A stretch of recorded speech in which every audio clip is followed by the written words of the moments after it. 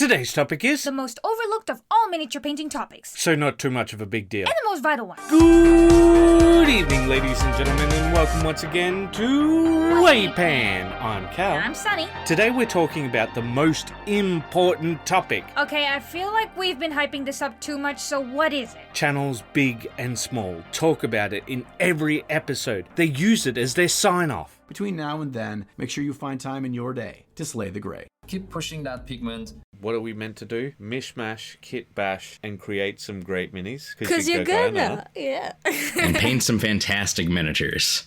And you're gonna, I promise. There we go. All right. And as always, keep those brushes wet. And most importantly, don't forget to paint more minis. Today we're talking about motivation, why it's the invisible force that keeps your hobby alive, and why losing it turns your pile of shame into a permanent fixture. And yes, it really is that important, but we don't know how to communicate to you that it is that important, because here's the problem. This isn't a good video for us. As far as we can see, once people realize it's about motivation, they switch off. And why? Often YouTube wants to show you the next big thing, make you feel like you know secret information, but we're not going to do that. We're going to explain motivation related to painting, which means everything from burnout, hobby fatigue, and why you suddenly decide that reorganizing your paint collection is way more important than actually painting. We're going to start with Motivational loss. Before we talk about how to fix it, we need to talk about why it happens. There are lots of reasons, but the big ones are stress, lack of progress, and boredom. Let's admit something that people seem to be toxically avoidant to admitting. Miniature painting is tedious and it takes a long time. When it comes to miniature painting, we have these tiny figures, and the most basic of Space Marines, the Primaris Marines, requires 13 parts to be assembled to be usable, and the instructions recommend using an additional 6 pieces. And these are supposed to be the most basic of them, the intercessors. And this is before a drop of paint hits the model. We're not talking about cleanup or modeling or anything else. We aren't even talking about priming the model. Yup, that's lack of progress for you. If you don't see an improvement, your brain goes, why are we even doing this? And suddenly you'd rather be doing anything else. Like watching 3 hours of YouTube tutorials on techniques you'll never actually use? Exactly. There are primarily 2 reasons why this happens. You can guess the first, which is high levels of boredom, which are associated with reduced motivation and task avoidance. Boredom can lead people to engage in alternative tasks to alleviate the unpleasant state. This is called productive procrastination. But if it was that productive, where is your painted army? The second reason is a lack of progress stalls our hobbying. The frustration-aggression hypothesis. The obstruction of goal-directed behavior can lead to aggressive responses, a completely normal thing. In our past, when something didn't work out, hit it a bunch of times and then you no longer have to worry about it.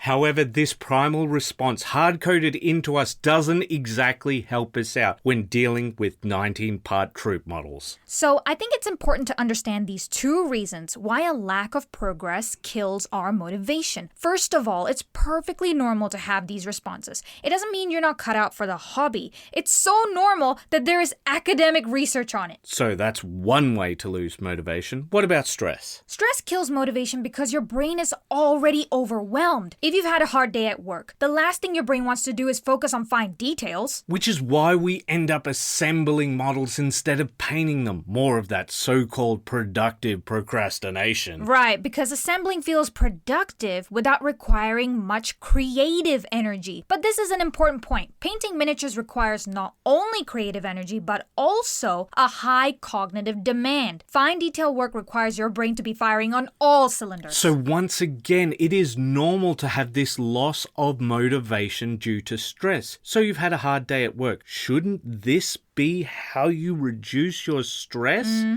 Stress kills motivation because your brain is already overwhelmed. I said it before, but I'll say it again. It's important to think about what you are doing. Have you been batch painting and you are up to eyes? Maybe today isn't the best day for that if you're stressed. Painting eyes always stresses me out. Not helping. So do some of that productive procrastination and instead focus on something that will reduce stress. And once you're in the flow, maybe come back to it. And what about boredom? I find it fascinating. Like all of these. Right, never mind. Boredom happens when the task is too repetitive or doesn't feel rewarding. Like batch painting 50 Skaven and realizing you have 200 more to go? Yep. At that point, your brain starts looking for distraction because boredom serves as a signal that an activity lacks meaning, prompting you to seek more engaging pursuits. Okay, wait, but this is important. If you bought these miniatures, you want them painted. It is important to you. Our brains aren't the masterwork some make them out to be. You are highly intrinsically motivated to do one thing, but your brain doesn't connect this, the actual painting of the army, with that thing that got you so motivated in the first place. Which is why you suddenly have to reorganize your entire workspace before you can possibly start painting, which is why your paints are suddenly alphabetized, but your miniatures are still grey. Well, I think we've covered the main problems. It's time to find the Motivational Solutions. So we've covered the main problems: boredom, frustration, and stress. Now we need to ask, what can we actually do about it? Wait, we're actually going to give solutions? I thought we were just sad people trying to look smart. I'm sure someone said that. No, this is the part where we weaponize insight, because knowing why you're unmotivated is good, but knowing how to fix it, that's power. So let's start with the obvious one, breaking things down. Your brain doesn't like vague goals. Paint an army is a sentence that means nothing. It's like saying build a house and then just staring at a pile of bricks. Instead, tell your brain something it can finish. Paint 5 boots. Edge highlight all of your shoulder pads. Not only does this feel achievable, it also gives your brain a dopamine reward for task completion. You're building momentum, tiny focused victories that lead to actual progress. This is a straightforward solution that you should always use to address larger goals. Break them down into smaller, digestible goals. Like we said, build a house. And having a pile of bricks there is just the same as having a pile of sprues in front of you and saying build an army. Break it down into meaningful parts and then break it down again. As an example, it isn't build an army, it's build this squad of Chaos Warriors, then build this specific Chaos Warrior. When you look at it this way, you have constant achievements. If your brain goes,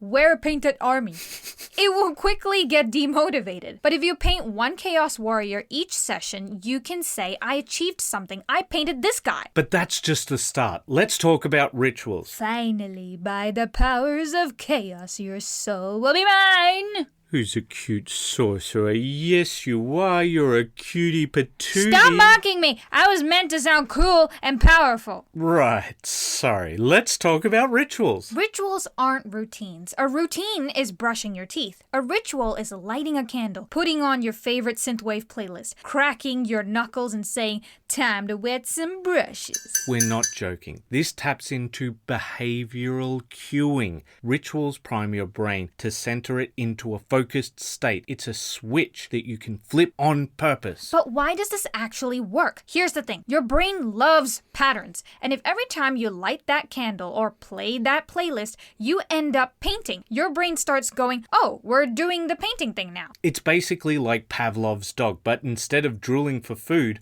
you're reaching for your number 1 brush and your pot of Mephiston Red. And you're actually doing it to yourself. It's not part of an experiment. Rituals reduce activation energy, the mental resistance between you and the thing you want to do. Because let's be real. Painting isn't hard. Starting painting is hard. Rituals help you skip that hesitation phase entirely. You don't need to motivate yourself. The rituals carry you into it. It's the same reason why athletes have pre-game rituals. They're not just superstitions. They're performance tools. It's a cognitive primer. Another solution? Constraints. Limitations breed creativity. If you're feeling overwhelmed, give yourself a palette of 3 colors and only paint with those. Pick a mini and give yourself 30 minutes. Done is better than perfect. This works because it closes the loop. Everything is possible, then nothing is actionable. Your brain doesn't know where to start. You're reducing decision fatigue, which gives you more fuel for the creative part of your brain. Decision fatigue is real. Financial analysts often find that they give multiple forecasts in a single day, and as the day goes on, their accuracy declines. And remember, it's not just about reducing choices, but also about structuring our environment to support better decision making. That's why constraints help us so much. They don't limit you, they protect your mental energy for the things that matter. It's like walking into a buffet with 400 options and 20 minutes later, you're there with bread and sadness. But if it's the only options are salad or sandwich, your brain picks and moves quickly and confidently, and most importantly, without burning out before you begin. What about a salad sandwich of sadness? Salad's good for you. You should eat it. Salad is what rabbits eat. You exhaust. Moving on. Let's also talk about identity. There's this thing in psychology called self-perception theory. Basically, your brain observes you and says,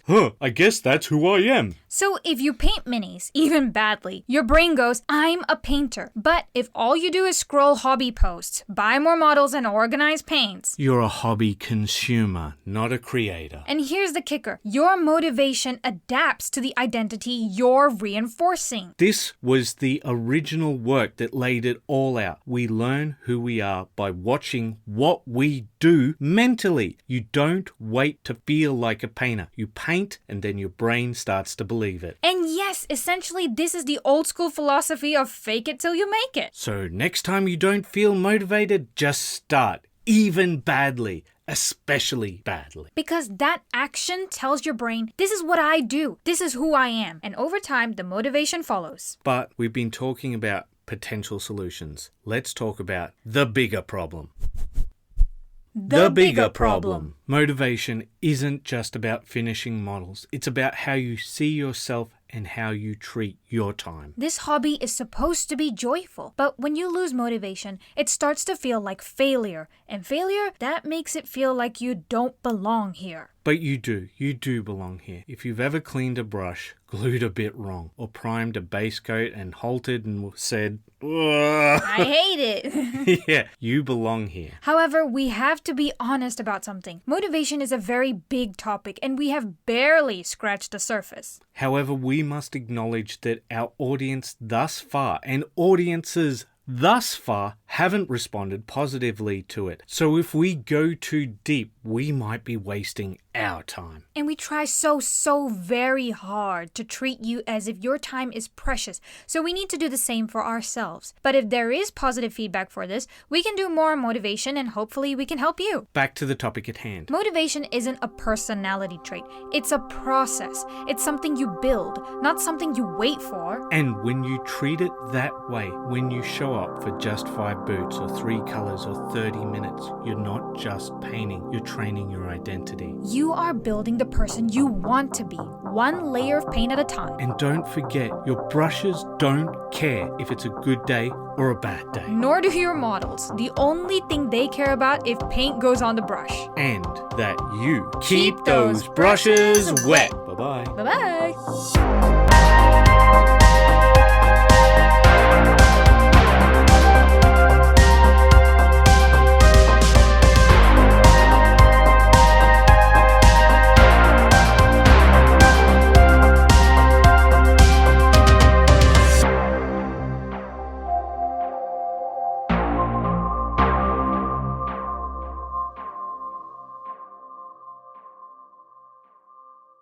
We really hope that you enjoyed that one because we put a lot of effort into it. We even use academic references for a lot of the things that we said. And the other part of it is we weren't joking when we said that unfortunately this topic doesn't seem to do well in the miniature hobby space. Yeah, I think people see a topic like this and then they get turned off. So we noticed that there were some topics that we didn't actually talk about in the intro like burnout, but we have done videos on them before in the long ago of when we were just starting out 2 years ago. Yeah, but not when this channel first started out. That's like 10 years ago. Oh, I'm feeling old. You're old.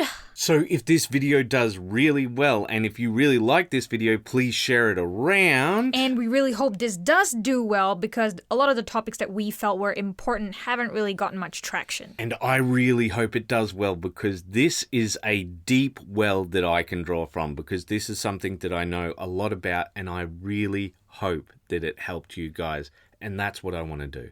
I want to help you guys. We Want to help you guys.